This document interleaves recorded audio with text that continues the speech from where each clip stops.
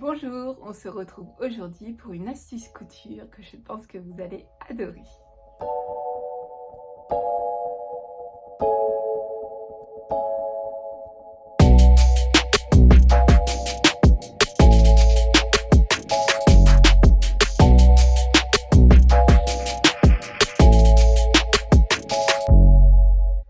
Moi c'est Stéphanie du compte Instagram Liberty les Bellules et aujourd'hui je te propose de découvrir une astuce de finition que j'affectionne tout particulièrement. Il s'agit du rouloté. Alors pour faire un rouloté, bien sûr il faut idéalement avoir une surjeteuse. Là je vais te montrer en fait la technique à la surjeteuse. Avant de commencer, je te conseille vraiment vivement de regarder ton manuel de ta surjeteuse car chaque surjeteuse a ses petites spécificités. Et du coup, moi je sais que la mienne, je la connais très bien maintenant, mais au tout début, c'est vrai que je m'y référais énormément. Et c'est un vrai atout. Après, tu n'as plus qu'à faire des petits ajustements.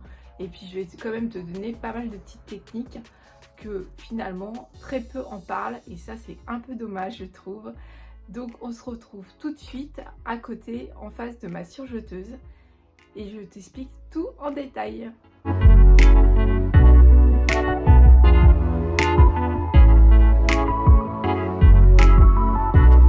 Alors très rapidement, moi j'ai la chance d'avoir une Baby Lock Imagine, donc c'est pas la dernière génération, mais plutôt parmi les premières générations de surjeteuse avec un enfilage à air.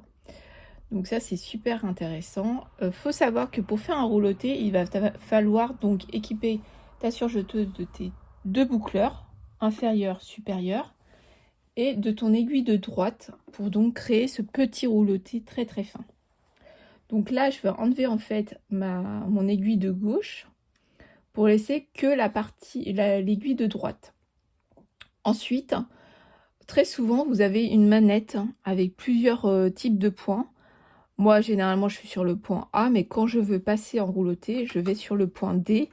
Alors souvent, tu peux avoir des points où tu dois tourner jusqu'à R. C'est très souvent le cas. Donc je vais faire ça et on se retrouve juste après.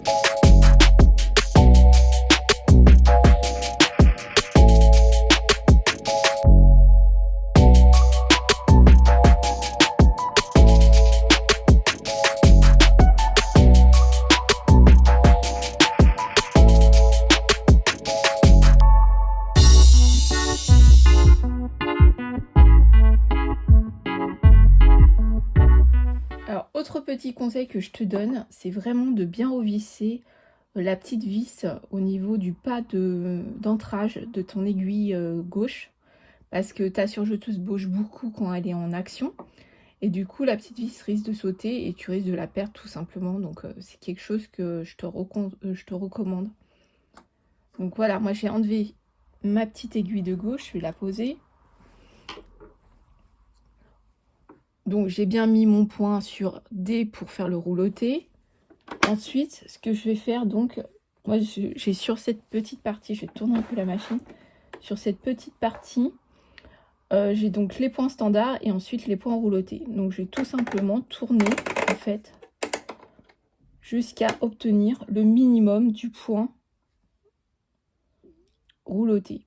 Et là, je mets aussi la largeur du point au minimum. Je mets tout au minimum, en fait. Je vais te montrer sur une petite chute ce que ça donne. Alors, avant de te montrer, je vais quand même faire un petit focus sur le fil qu'on utilise pour faire des roulotés. Là, j'ai pris du polyester basique, parce que là, je suis en train de finir une robe justement dans un tissu viscose et polyester. Néanmoins, j'avais une information à te donner qu'on ne nous dit pas forcément. Moi, je l'ai appris un peu au hasard de mes recherches. Je te conseille vivement, quand tu utilises des cotons, des viscoses, des tissus fins, fluides, et que tu veux un joli rendu à la fin, c'est d'utiliser en fait ce qu'on appelle du fil mousse. Alors la plupart du temps, c'est du fil mousse polyamide ou polyester, ça dépend. Le fil polyamide est un peu plus gonflant, un peu plus couvrant.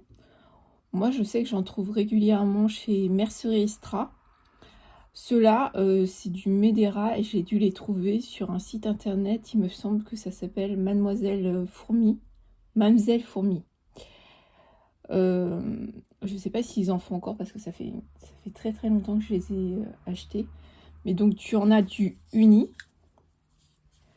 Mais tu peux aussi avoir, typiquement pour les vêtements d'enfants, je pense notamment, tu peux avoir des dégradés.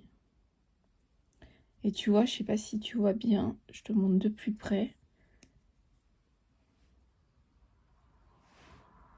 Là. Tu vois, c'est un peu duveteux, c'est un peu, c'est pour ça qu'on appelle ça mousse. C'est un peu élastique aussi. Donc tu en as des dégradés. Tu peux aussi avoir avec un aspect un peu glitter. Ça c'est très joli aussi pour finir des petites robes, des petites manches pour les enfants. Voilà, donc j'en ai plusieurs sortes. Autre point aussi que j'aime bien ce fil j'en mets très régulièrement en fait dans mon boucleur supérieur, donc celui-ci, pas l'inférieur mais le supérieur, quand je couds des mailles jersey. Alors là pour le coup je fais pas du rouleauté, mais quand je suis en 4 fils et je couds des t-shirts, des robes en jersey pour mes filles, je mets très très souvent en fait un fil mousse parce que ça permet de garder une certaine élasticité. Et comme c'est tout doux à l'intérieur, ça permet d'avoir finalement, vous savez, les surjets de boucleurs contre la peau qui sont très doux et donc qui vont pas irriter la peau des enfants. Donc moi je trouve que c'est vraiment l'idéal quand on fait, même moi personnellement, même moi quand je fais des t-shirts pour moi, je mets aussi du fil mousse dans le boucleur supérieur. Je trouve que c'est vraiment très agréable au rendu et au porté. Voilà pour la partie fil. Donc là on va passer, je vais allumer ma machine, j'ai fait les réglages et donc je vais vous montrer qu'est-ce que ça donne. Hop. Alors oui, rouleauté, moi j'ai tendance à toujours mettre au bord, vraiment au bord de ma plaque. Ça va couper en même temps le tissu et du coup on aura une finition rouleautée plus franche, plus nette. Et du coup avec un plus joli rendu. Donc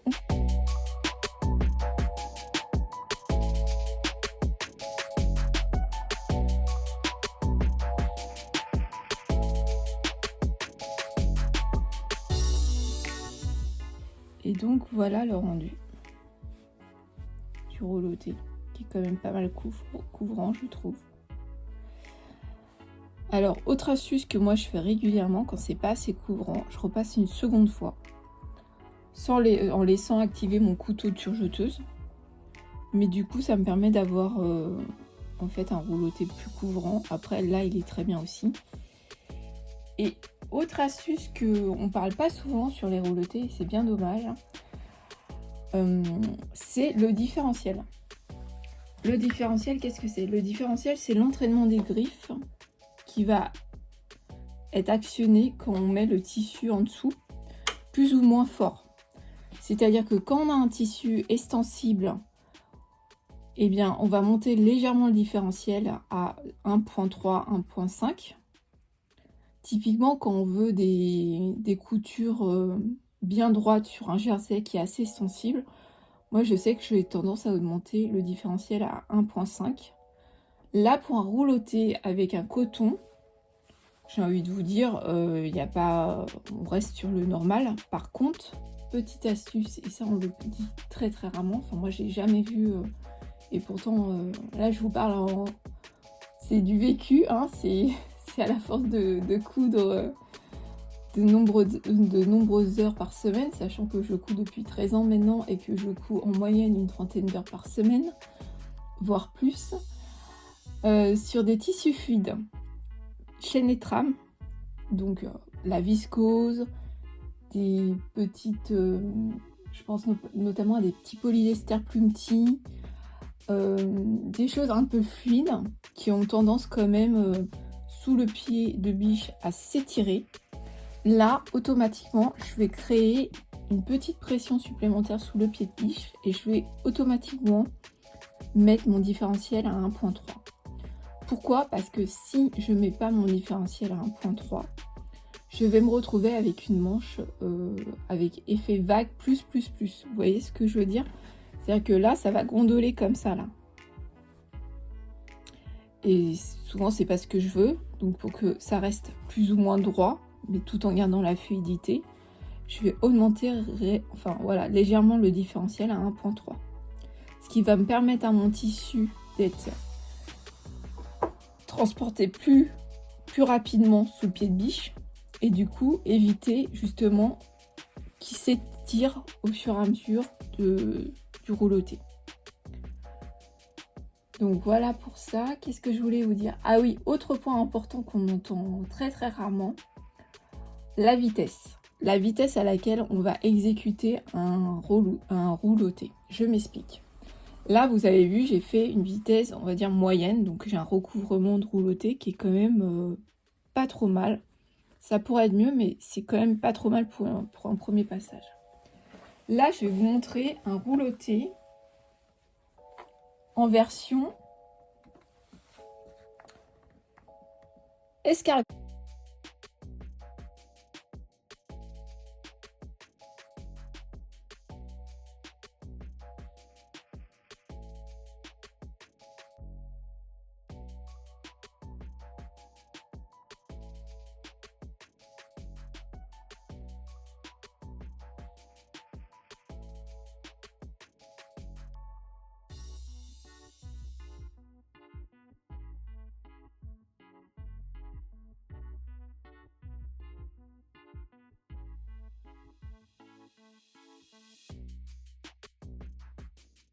Est-ce que ça va? Ça va même pas se voir parce que ma machine est top. Bon, alors, moi je vous dis, bon, c'est vrai que ma machine elle n'est pas représentative de ce que j'ai pu voir. Mais typiquement, si vous faites des roulotés sur des machines Pfaff de chez Lidl par exemple, essayez parce que moi j'ai déjà testé et c'est vrai que ça m'avait surprise. Mais quand vous faites le rouloté mode tranquillou, vous avez finalement un rouloté qui n'est pas très dense et recouvrant quand vous êtes à la vitesse minimum. Alors que quand vous accélérez en fait votre vitesse, votre rouloté va être un peu plus couvrant. Moi la mienne en fait elle change pas. Je pensais que ça allait changer comme les autres que j'avais testés, mais non. Donc voilà, c'est une petite astuce aussi qu'il faut prendre en compte. Faut pas hésiter à aller vite. Moi, j'ai remarqué que plus on va vite sur un rouloté, et plus il est couvrant, plus il est dense. Et du coup, le rendu sera d'autant plus joli. Alors, voilà pour l'astuce du rouloté. J'espère que ça t'a plu. Moi, personnellement, j'ai été ravie de te la partager. Si tu as des commentaires ou des questions, n'hésite surtout pas. J'essaierai d'y répondre avec grand plaisir. Surtout, je redis, vraiment, consulte bien ton guide d'utilisation de ta machine parce que chaque machine est différente et généralement on a toute une page dédiée justement pour bien réaliser les bons réglages pour les roulotés. Après, petite astuce aussi et ajustement possible, ça va être sur la largeur et la longueur de ton point pour soit plus ou moins intensifier en fait ton rouloté. Moi c'est vrai que j'ai tendance toujours à mettre toujours au minimum les deux. Néanmoins, quand je vois que j'ai besoin d'un peu plus de densité, je vais un petit peu augmenter en fait la largeur de mon point. Au lieu d'être un 1, je vais mettre un 1.2 et du coup c'est un peu plus couvrant. Voilà pour le rouloté. Écoute, je te souhaite plein de jolis roulotés, plein de jolies finitions sur tes cousettes.